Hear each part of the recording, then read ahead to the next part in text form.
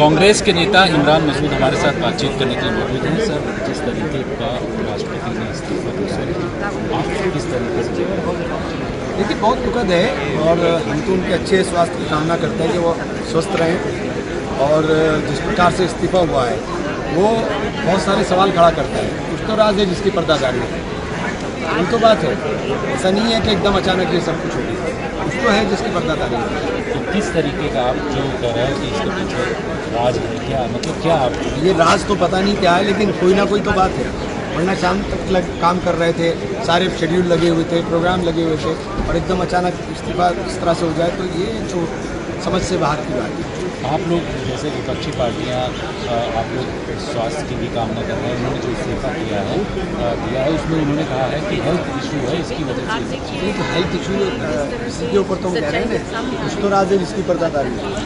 Health issue ऐसा दिखाई नहीं दे रहा है, ये हेल्थ का कहीं इशू दिखाई दे रहा हो।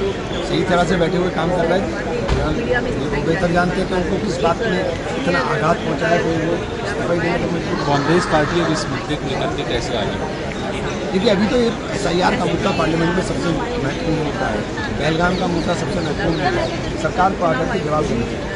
SIR के मुद्दे को लेकर के जिस तरीके से सरकार या सत्ता पक्ष की तरफ से कहा जा रहा है कि इलेक्शन कमीशन जो है अपना काम कर रही है और एक ये सतत प्रक्रिया है। इलेक्शन कमीशन अगर कहीं गड़बड़ कर रहा है, लोगों को उनके अधिकारों से वंचित कर रहा है, तो निश्चित रूप से हमारा काम है कि हम उस स्थिति के साथ जुड़ें। लेकिन सवाल घुसपैठियाँ और इन तमाम चीज़ों को लेकर के उठ रहा है। तो आप बताइए घुसपैठिए कौन है?